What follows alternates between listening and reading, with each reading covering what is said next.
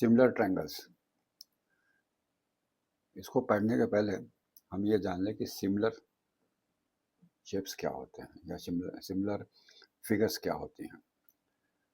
तो दो figures similar होंगी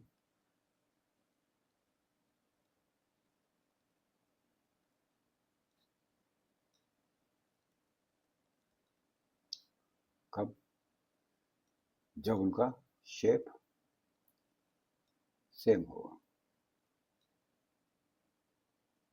लेकिन बट साइज डिफर करेगा, अलग अलग होगा। या तो सेम हो सकता है, एनलार्ज हो सकता है, या रिड्यूस्ड हो सकता है।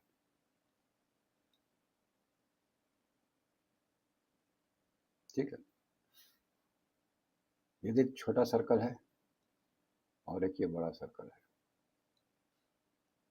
इसमें दोनों का शेप सेम है लेकिन साइज डिफरेंट है, इसलिए हम कहेंगे कि ये दोनों सर्कल्स सिमिलर हैं। अब इसमें हम एक एग्जांपल ले लें, एक फिगर ले लें और उससे समझें कि ये एनलार्जमेंट कैसे होता है और क्या उसके टर्म्स और टेक्निकल टर्म्स हैं। ठीक है, अब यहाँ देखिए कि एक पैरेललोग्राम है, ये एक लाइट सोर्स है, यहाँ से लाइट हो रही है और ये छोटे वाले पैरेललोग्राम के वर्टिसेस से निकलते हुए यहाँ जाके इसका एक बड़ा फिगर फॉर्म कर रही है, बड़ा पैरेललोग्राम बना रही है, जहाँ पे ट्रांसफॉर्मेशन हो रहा है। ए का ए डैश हो गया, बी का बी डैश हो गया, सी का सी डैश हो गया और डी का डी डैश हो गया। ये ट्रांसफॉर्मेशन हो रहा है। यदि इसको हम आगे पीछे घुमाएं तो उसी हिसाब से ये एनलार्ज या रिड्यूस होती चली जाएगी, ये भी इफेक्ट में आ जाएगा। ठीक है, तो ए बी सी डी जो एरिया है इसको हमने एनलार्ज कर दिया और एनलार्ज करके क्या हो गया, A dash B dash C dash D dash बन गया। लेकिन ये एक स्केल से बना। मान लीजिए कि ए डैश बी डैश जो ये लाइन बन रही है, ए डैश और बी डैश को कनेक्ट करते हुए, this is 2 times of A B original line के। उसी तरह से जो बी डैश सी डैश बन रही है वो ट्वाइस ऑफ ओरिजिनल के बी सी है। उसी तरह से C dash D dash is equal to 2 times of original C D है और डी डैश ए डैश जो है ओरिजिनल के 2 टाइम्स है। अब आप देख रहे हैं डबल है, तो एक फैक्टर से ये एनलार्ज हो रहे हैं, एक प्रोपोर्शनलिटी फैक्टर से एनलार्ज हो रहे हैं, 2 टाइम्स हो रहे हैं। इसी को हम बोलते हैं, ये जो है इसको हम बोलते हैं स्केल फैक्टर, जो कि यहाँ पे इज इक्वल टू 2 है। यदि ये 3 होगा तो स्केल फैक्टर 3 हो जाएगा। ठीक है, और ये जो फैक्टर बढ़ता है या प्रोपोर्शनलिटी का लिया जाता है, एक पॉइंट से लिया जाता है, एक फिक्स पॉइंट से लिया जाता है, जो कि यहाँ पे P है। P एक फिक्स सेंट्रल पॉइंट है जहाँ से ये ओरिजिनल आपका इस पे फिगर पे शेप पे को इस शेप को एक स्केल से या एनलार्ज या रिड्यूस से एक सिमिलर पैरेललोग्राम बना दिया, लेकिन वो एनलार्ज्ड है। ठीक है, ये जो ट्रांसफॉर्मेशन हुआ, तो हाँ, ये एक सेंटर ऑफ एनलार्जमेंट पी के वजह से हुआ। तो हम पी को पी क्या है, ये P is nothing but centre of of enlargement. ये सेंटर हो गया यहाँ से। तो साइज जो है चेंज किया या मतलब इनलार्ज हुआ, प्रोपोर्शनली हुआ। ये जो ट्रांसफॉर्मेशन है, ये जो ट्रांसफॉर्मेशन है इज कॉल्ड एनलार्जमेंट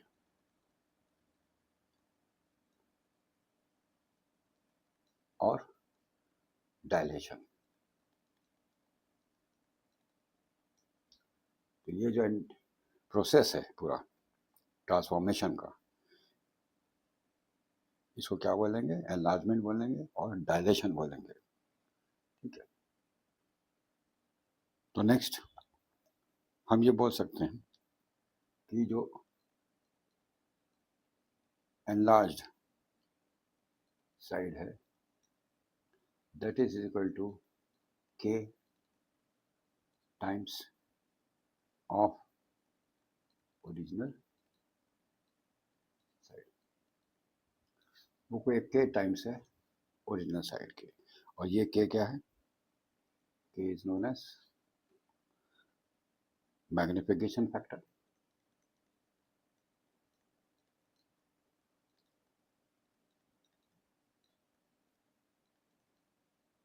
या इसको एक और वर्ड से बोला जाता है एनलार्जमेंट फैक्टर।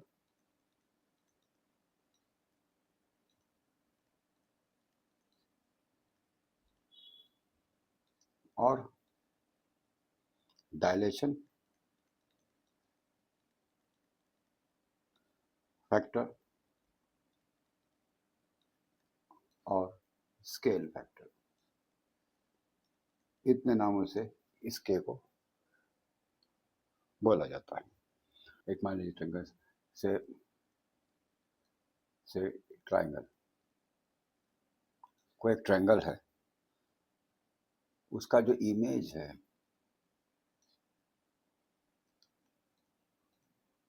अंडर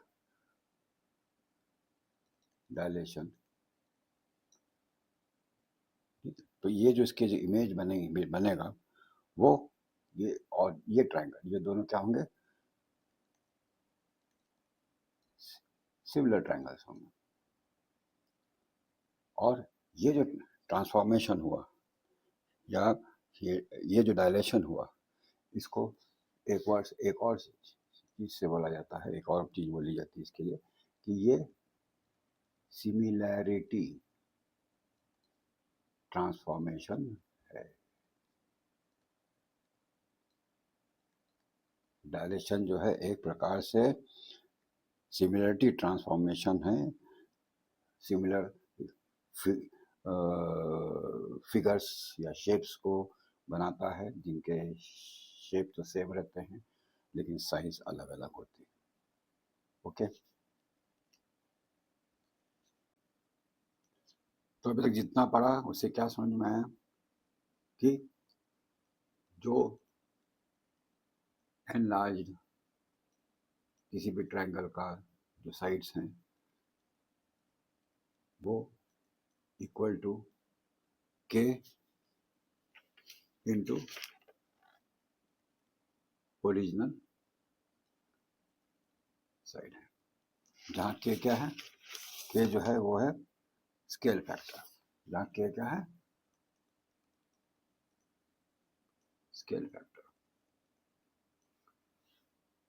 अब के बहुत सारी वैल्यूज ले सकते हैं। तो पहली सिचुएशन देख ले कि जब के इज ग्रेटर देन 1 हो। जब ग्रेटर देन 1 होगा तो जरा फिगर ड्रॉ कर लें।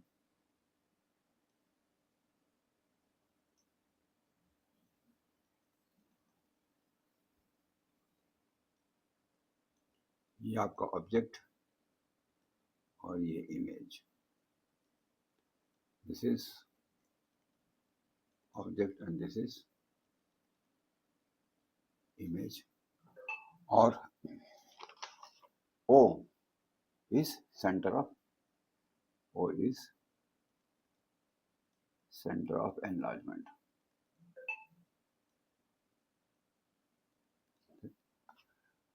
अब यहाँ पे सिचुएशन में हम क्या देख रहे हैं? पहली चीज कि इमेज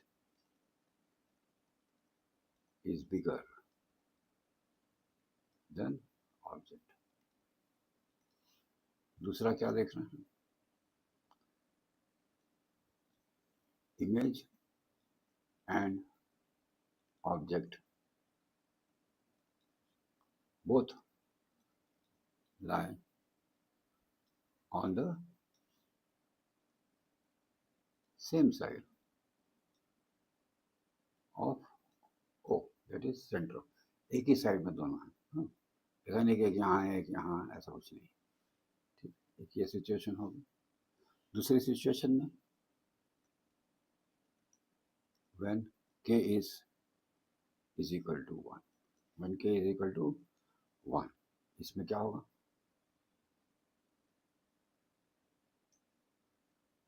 जब k is equal to 1 हो जाएगा मतलब आपका स्केल फैक्टर 1 हो जाएगा, तो दोनों साइड बराबर हो जाएगी, enlarge side will be equal to original side.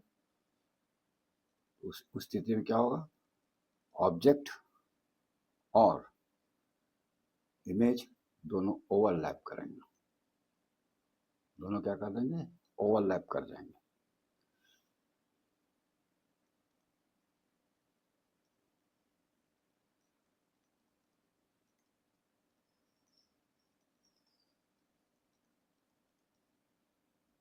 Overlap ही चलो।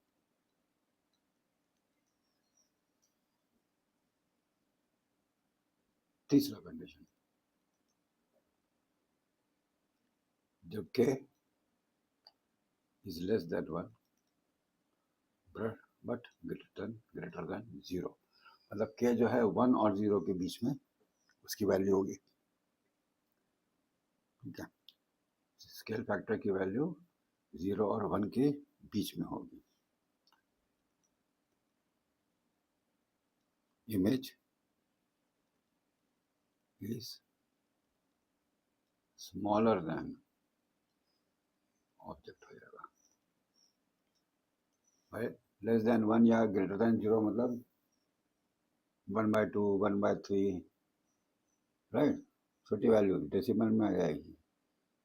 तो original enlarge side will be equal to point, जैसे हमने कहा 0.5 इंटू ओरिजिनल साइड, मतलब ओरिजिनल साइड का छोटा, तो इनलाइज साइड क्या हो जाएगी, छोटी हो जाएगी, है ना, होगी कि नहीं। यदि हमने कहा कि k इज इक्वल टू 0.5, तब एनलार्ज साइड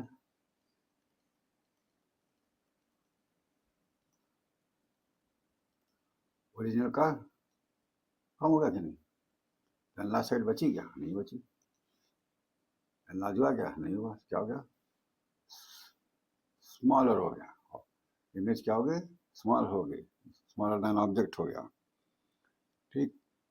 और उसमें क्या होगा, जब फिर हम जरा डायग्राम से देखें,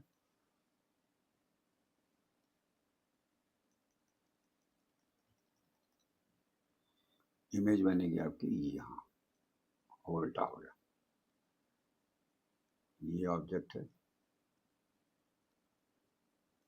और ये हो गई आपकी इमेज और ये है ऑब्जेक्ट। तो image is smaller than object, और दूसरा both will lie on the same side of O. Fourth, जब k की वैल्यू लेस देन 0 होगी बट ग्रेटर देन -1 होगी, अब इस स्थिति में क्या होगा,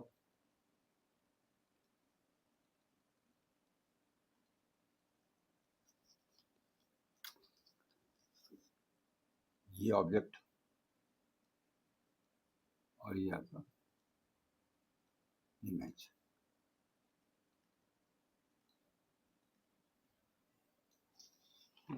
सेंटर ऑफ एनलार्जमेंट यहाँ होगा, ठीक। वो क्या है, सेंटर ऑफ एनलार्जमेंट, ठीक। अब स्थिति में इमेज कैसा होगी, स्मॉलर हो जाएगी।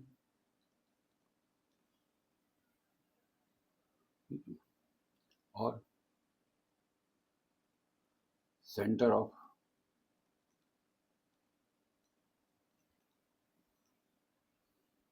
enlargement will lie between image and object. यह कह सकते हैं इमेज एक साइड में होगी, ऑब्जेक्ट एक साइड में होगा।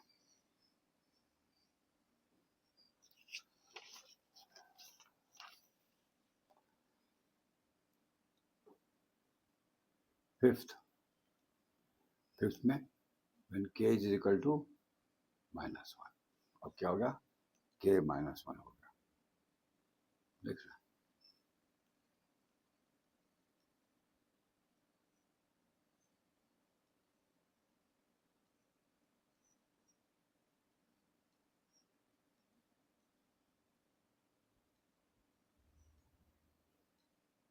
इस स्थिति में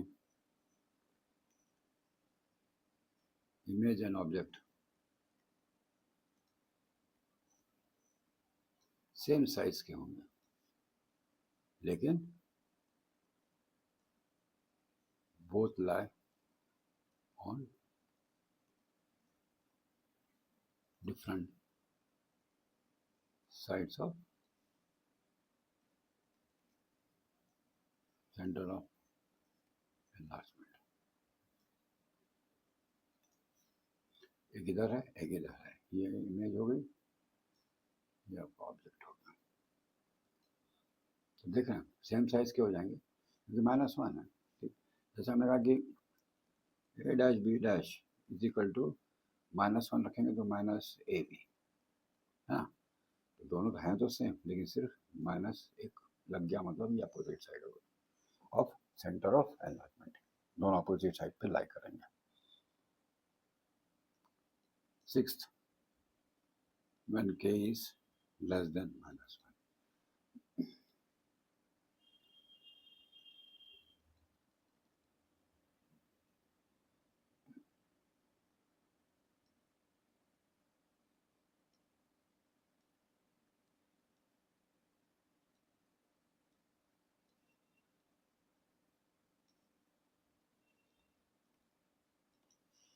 अब इस स्थिति में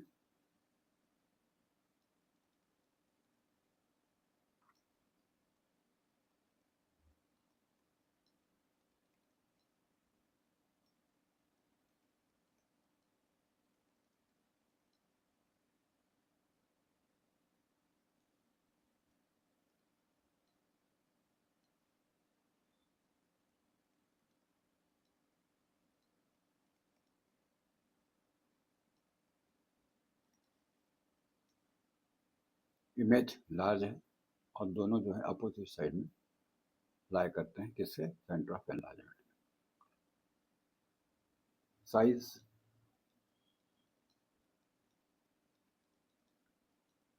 ट्रांसफॉर्मेशन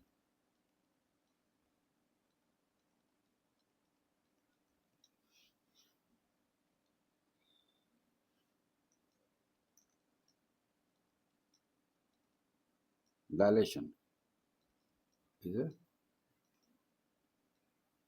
size transformation।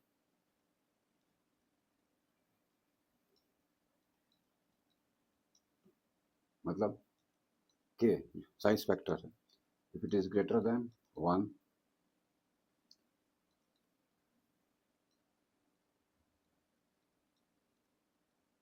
ट्रांसफॉर्मेशन कैसा होगा, एनलार्जमेंट, बड़ा हो जाएगा। when k is less than 1, then transformation is reduction, and when k is equal to 1,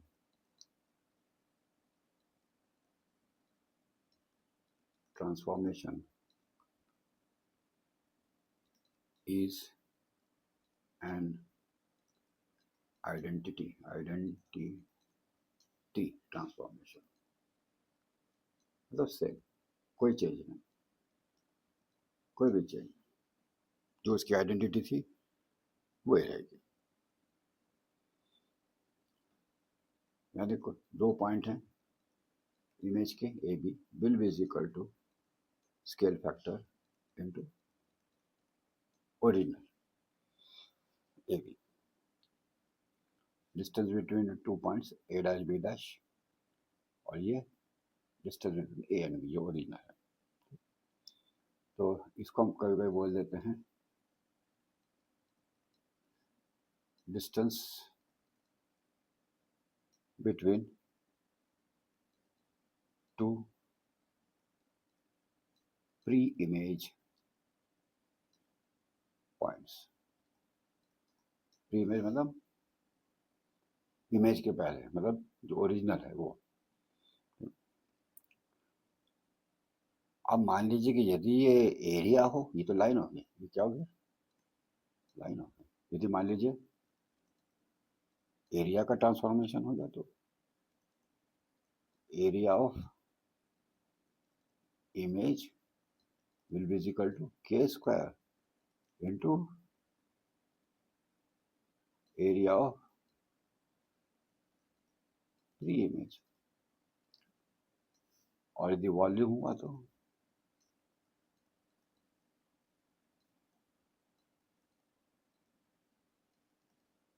के cube into volume of pre image. तो ये हो गया line,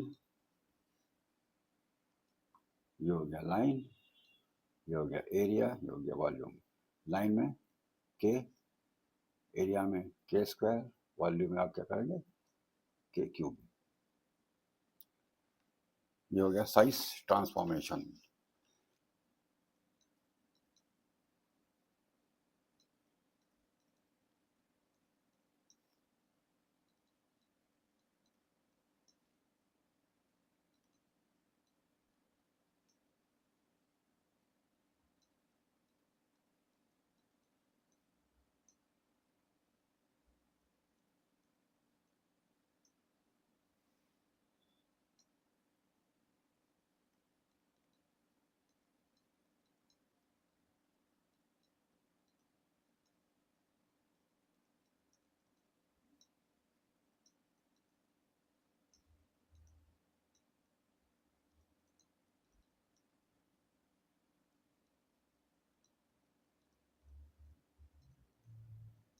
If one figure is the image of another under size transformation, then the ratio of the length will be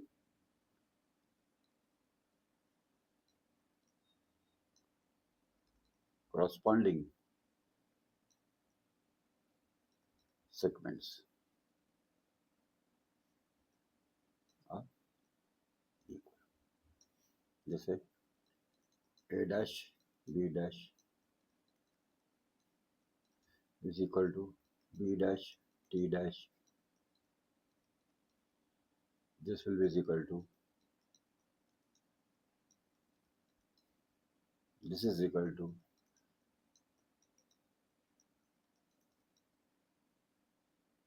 means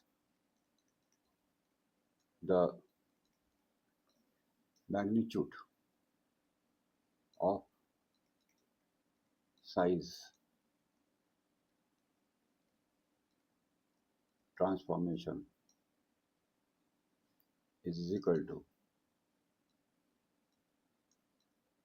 length of image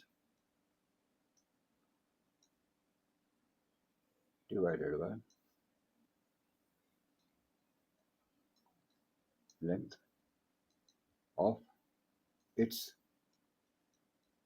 pre image.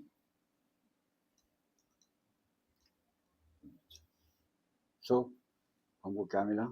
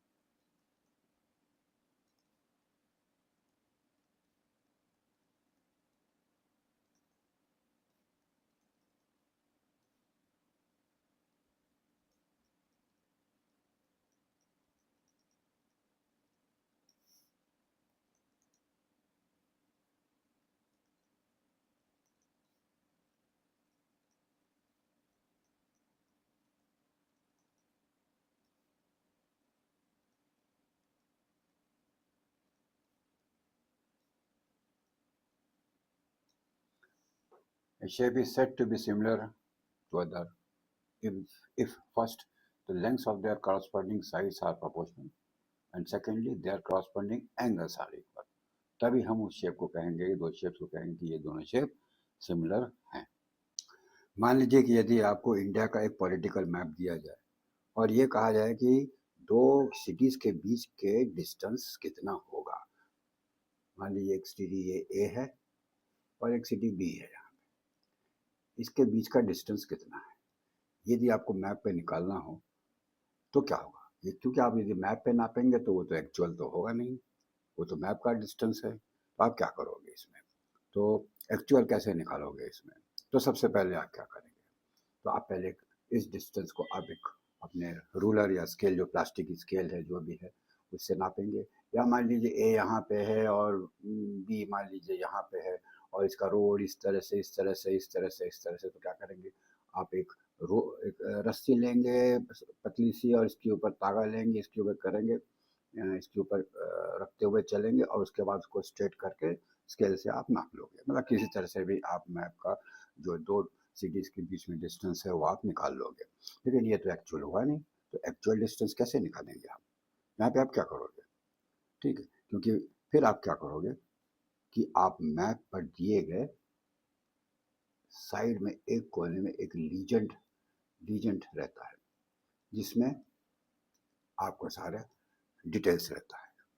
उस legend को दिए हुए के scale को पढ़ेंगे। लीजेंड में जो आपको जो स्केल दिया हुआ है, यानी स्केल फैक्टर दिया हुआ है, क्या दिया हुआ है, स्केल फैक्टर दिया है, उसको आप रीड करेंगे। उसमें आपको बताएगा कि भैया 1 सेंटीमीटर बराबर या 1 mm बराबर कितना किलोमीटर है, ठीक है। तो ये आपका हो गया स्केल फैक्टर। तो वहां से आप जो है वैल्यू उठाओगे स्केल फैक्टर का, और जो आपने यहाँ पे मैप पे नापा है सेंटीमीटर में, इंच में, जो भी है या एमएम में, उससे आप क्या करोगे, मल्टीप्लाई कर दोगे।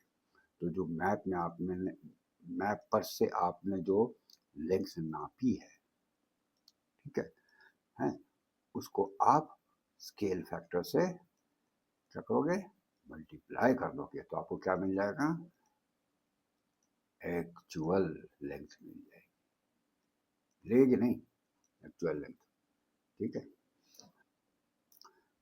अब यहाँ पे स्केल फैक्टर क्या बताता है, स्केल फैक्टर ये बताता है कि हाउ मच कोई भी शेप चाहे लेंथ ऑफ ब्रेड जो भी हो has been enlarged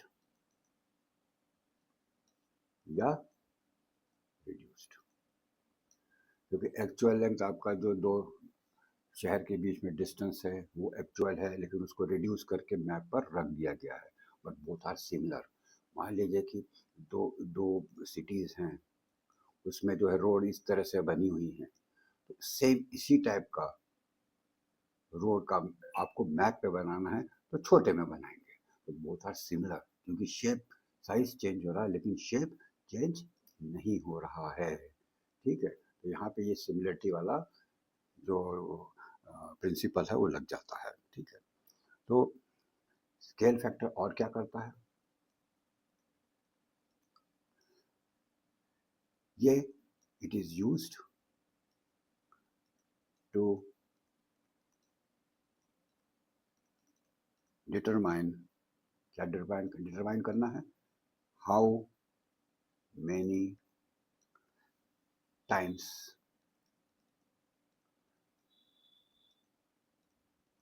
larger or smaller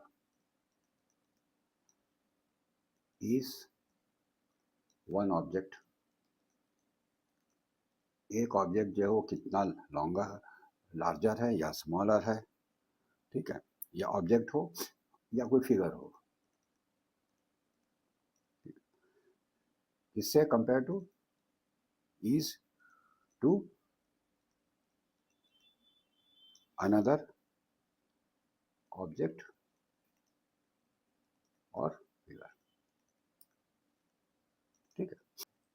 मतलब एक दूसरे ऑब्जेक्ट से, जो एक ऑब्जेक्ट या फिगर हो वो दूसरे ऑब्जेक्ट या फिगर से कितना बड़ा या छोटा है। यदि मॉडल हुआ, यदि आपका कोई मॉडल हुआ जो कि, जो मॉडल होगा क्या होगा, 3D में होगा, तो चलिए उसका हाइट, ब्रेथ, लेंथ, तीनों चीज़ आ जाएगी, ठीक है। या प्लेन फिगर हो, वो यदि ड्रॉ किया गया है और मान लीजिए उसका स्केल दिया हुआ है 1:p, और दिया हुआ है, तो फिर स्केल फैक्टर क्या होगा, विल बी 1/p।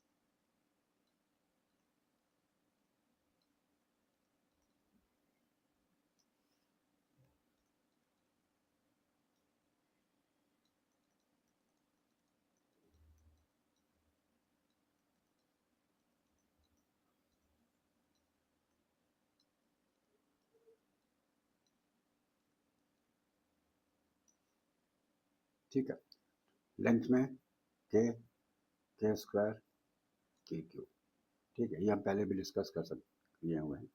तो एक्चुअली जो है स्केल फैक्टर, ये जो है रिजल्टिंग लेंथ,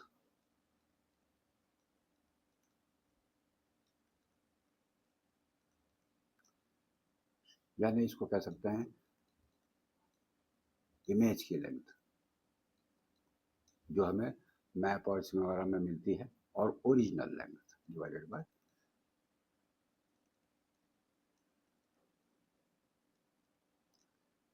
मतलब इसको हमने एक वर्ड से यूज किया है, प्री इमेज की लेंथ, ठीक।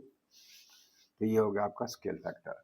और यही स्केल फैक्टर जो है, तो मॉडल बनाते समय, जैसे अब हम मॉडल बना रहे हैं, तब क्या करेंगे,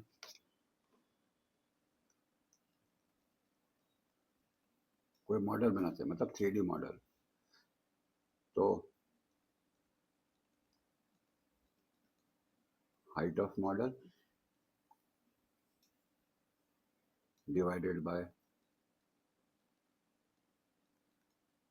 height of object, original object का, ठीक है। जिसे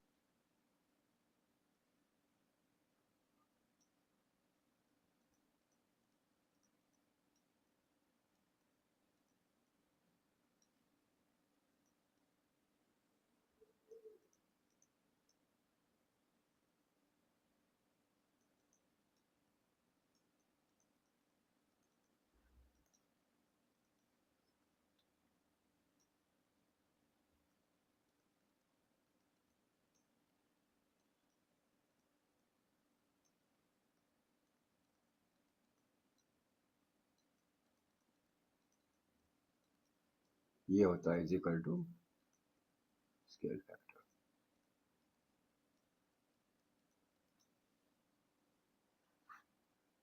और एक चीज और, जैसे हम पहले बता चुके हैं कि के यदि इज ग्रेटर देन 1, तब जो ट्रांसफॉर्मेशन होगा वो एनलार्जमेंट होगा।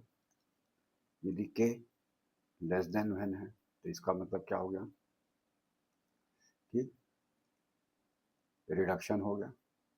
और यदि के इज इक्वल टू 1 होगा, तो ट्रांसफॉर्मेशन जो है वो आइडेंटिटी आइडेंटिटी ट्रांसफॉर्मेशन होगा।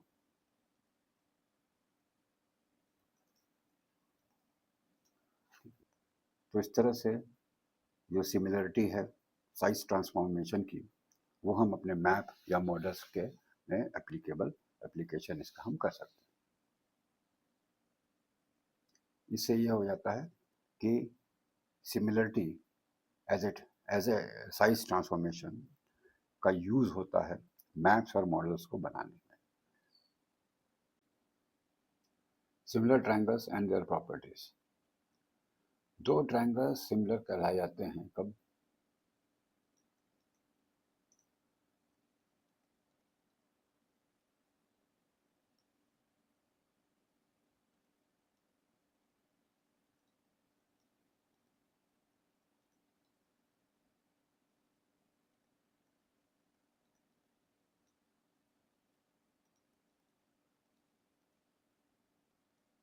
If their corresponding angles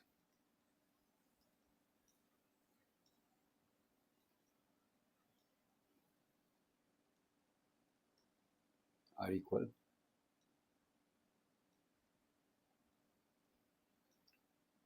and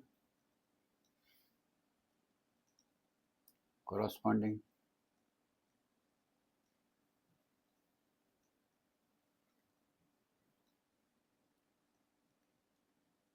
sides are proportional.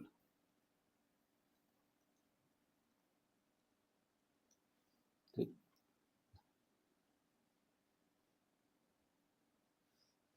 मान लीजिए कोई दो ट्रायंगल हैं,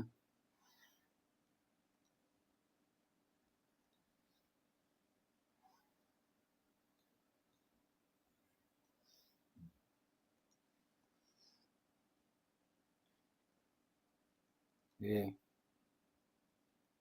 बी सी।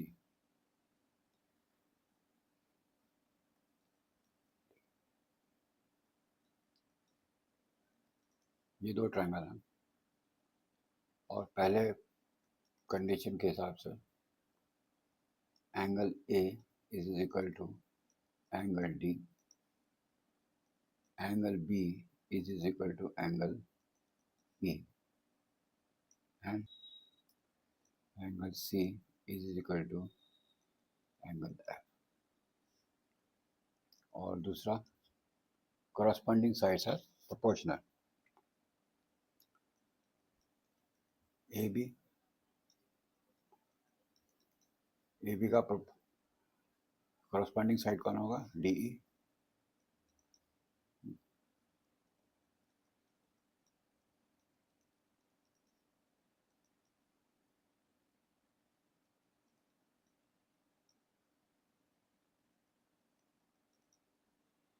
जब ये दो कंडीशन होंगी तो हम कहेंगे कि ये दोनों ट्रायंगल प्रपोज सिमिलर है।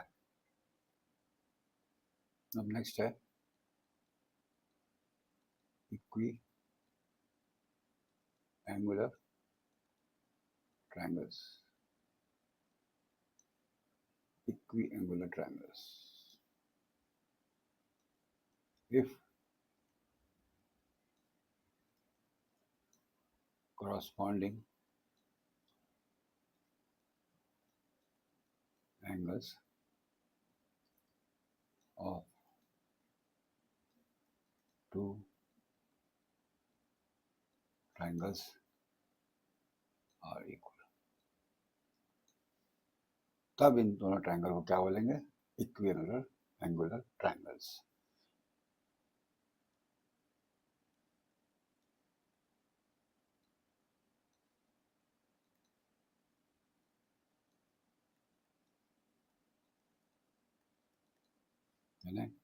Angle A is equal to angle D, angle B is equal to angle E and angle C is equal to angle F. तो हम क्या बोलेंगे?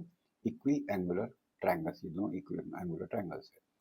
अच्छा, जरूरी नहीं कि दो ट्रायंगल के सारे एंगल क्रॉसपॉन्डिंग एंगल्स इक्वल होने पर उनको इक्वी एंगल, एक सिंगल ट्रायंगल भी इक्वी एंगुलर हो सकता है। तो इसलिए एक नोट कीजिए कि a single triangle can also be equi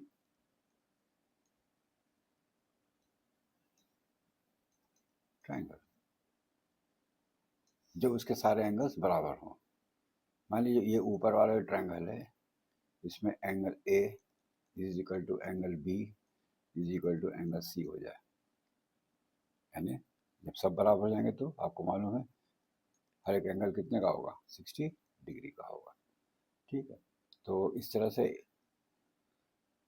दो ट्रायंगल्स के बीच में यदि करस्पॉन्डिंग एंगल्स इक्वल होते हैं तो उन दोनों ट्रायंगल्स को इक्वी एंगुलर ट्रायंगल्स बोलते हैं। नहीं तो एक सिंगल ट्रायंगल को भी हम इक्वी एंगुलर ट्रायंगल बोल सकते हैं जब सारे उसके एंगल्स बराबर हो। जनरली वो 60 डिग्री का होता है। ठीक है, तो आप जिस सेंस में उसको यूज करना चाहते हैं उसको आप यूज कर सकते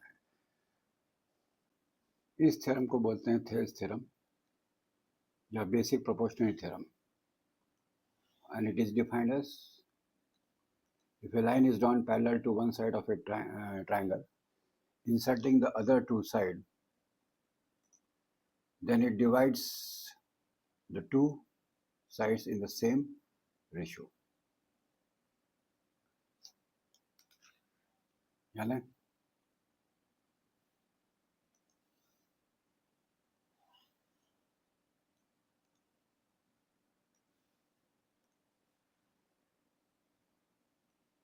ये एक ट्रायंगल है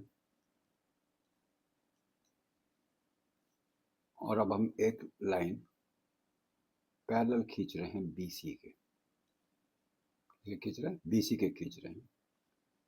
मान लीजिए ये DE लाइन है, तो D पॉइंट AB को दो भाग में डिवाइड कर रहा है, E भी जो है AC लाइन को दो भाग में डिवाइड कर रहा है, और ये जो डिवाइड हो रहा है ये प्रोपोर्शनली हो रहा है या एक रेशियो में हो रहा है, एक पर्टिकुलर रेशियो में हो रहा है।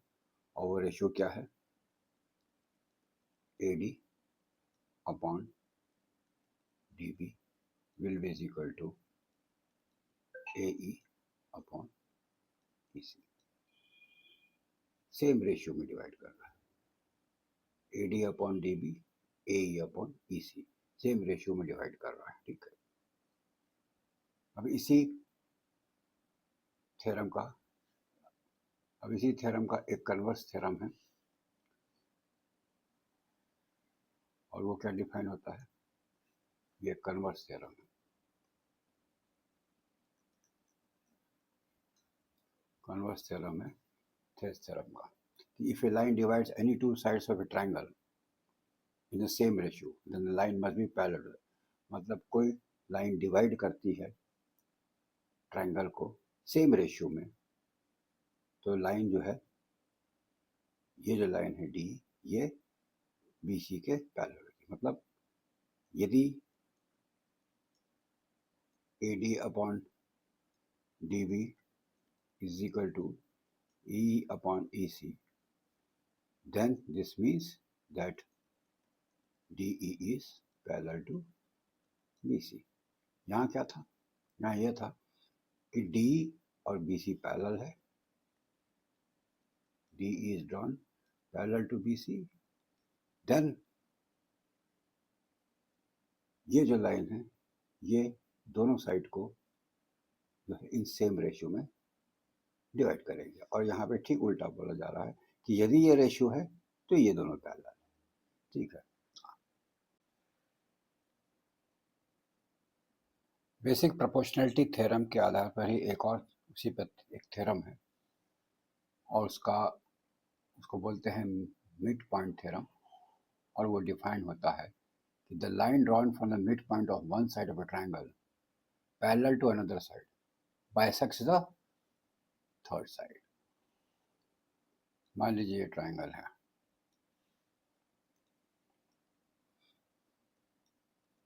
ABC। अब हम एक लाइन AB के मिड पॉइंट से एक लाइन ड्रॉ करते हैं जो BC के पैरेलल है। ठीक है, मिड पॉइंट मतलब this side is equal to this side. तो ये जो लाइन है, नाम दे दे इसको DE, ये जो DE लाइन है ये तीसरे साइड को बाइसेक्ट करती है, मतलब इक्वल इस पर डिवाइड कर देती है। ठीक है, तो ये है मिड पॉइंट थ्योरम। तो E will be the midpoint of AC और D तो ऑलरेडी मिड पॉइंट है क्योंकि हमने ड्राई वहां से किया था, है ना।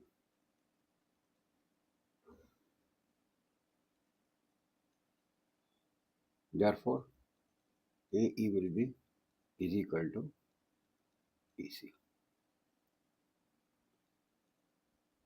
Hence we can say that E bisects AE. तो basic proportional theorem, mid point theorem, इस सब से जो है एक हम समरी निकाल सकते हैं, इंक्लूड कर सकते हैं कि मान लीजिए कि ये ट्रायंगल है ABC और एक पैरेलल लाइन हम खींचते हैं BC के DE। तो कंक्लूड क्या करेंगे, पहले से थेल्स थ्योरम जो है वो क्या बोलता है, AD upon DB is equal to AE upon EC। तो बेसिक प्रोपोर्शनल थ्योरम या थेल्स थ्योरम जो है क्या बोलता है, AD is to DB is equal to AE is to EC। ये आपका बेसिक प्रोपोर्शनलिटी थ्योरम है जो हम पढ़ चुके हैं। अब इससे और भी डेरिवेशन हम निकाल सकते हैं, वो ये है कि AB upon DB is equal to AC upon AE। एक ये डेरिवेशन कर सकते हैं। और तीसरा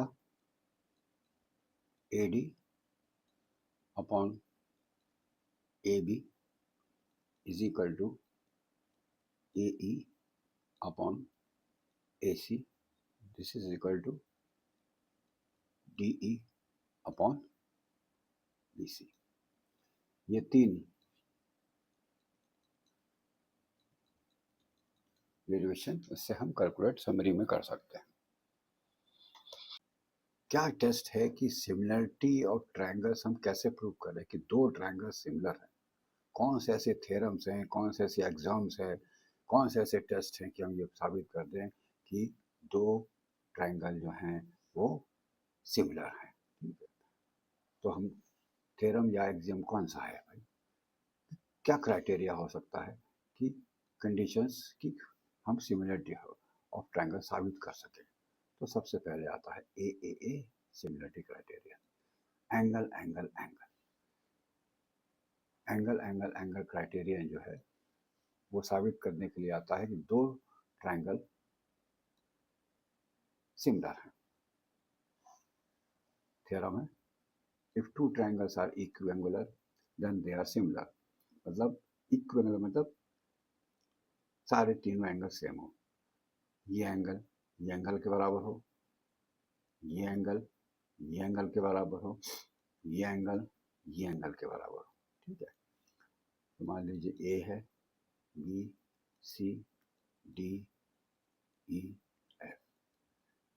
ओके, क्राइटेरिया क्या हो गया, angle A is equal to angle D, angle B is equal to angle E, angle C is equal to angle F. Then what will happen? Then we can say that triangle ABC is similar to triangle DEF। ठीक है, और इसका मतलब और क्या, that is BC upon EF is equal to AC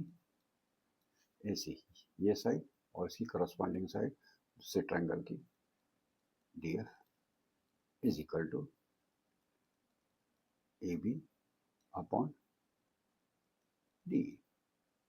अब आप देखो इधर बी सी और ई एफ, ये और ये है, इसका प्रोपोर्शनल दिया हुआ है, और इधर ये ए सी और डी एफ का।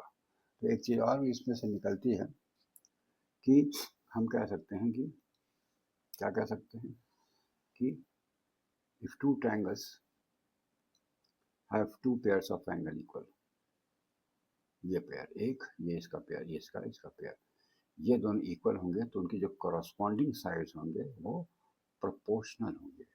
मतलब हमारे कहना B C upon E F, यदि हम ये दो ले लें, एंगल ए और एंगल बी ले लें, angle A and angle B ले लें, ठीक है, तो ए का करस्पॉन्डिंग कौन होगा, इक्वल होगा एंगल डी, बी का कौन सा है एंगल ई, ठीक है, और साइड्स कौन सी है बी सी ई एफ, है ना, B C E F and is equal to A C D F,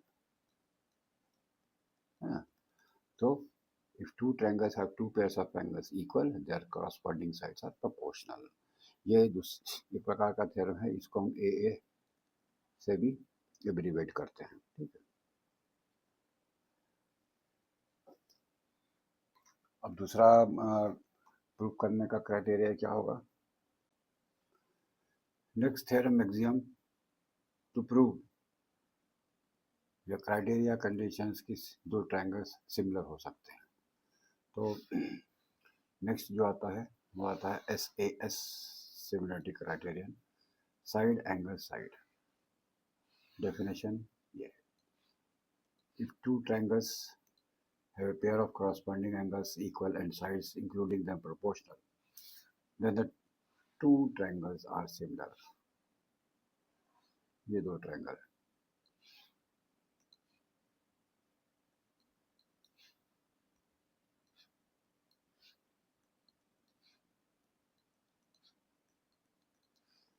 if two triangles have a pair of corresponding angles, these are the two corresponding angles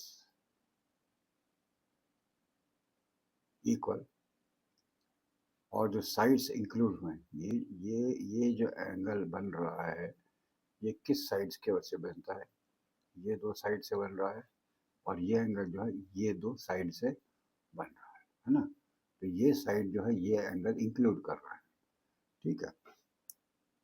तो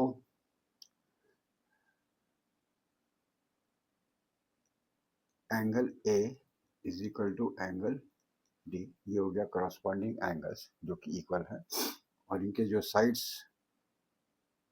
include हो रहे हैं वो है ए B upon A C,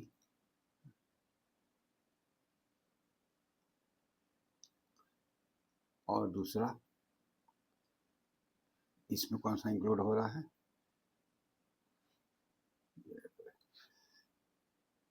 A B लिया है ये वाला, तो ये हमको ये लेना पड़ेगा D E upon D F, है ना। एंगल ए में कौन से दो साइड हो रहे हैं, A B A C, angle D में ये पहले लिया तो इसको पहले लेना पड़ेगा डी ई डी एफ, ठीक। अब हम कह सकते हैं कि triangle A B C is similar to triangle D E. तीसरा थ्योरम या एक्सियम,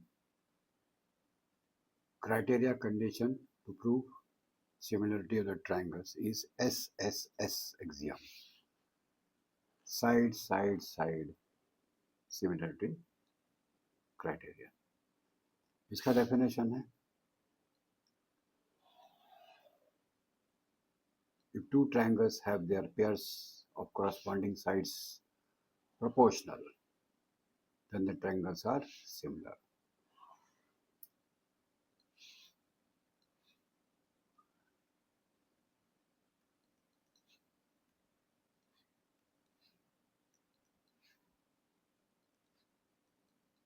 ये दो ट्रायंगल हैं और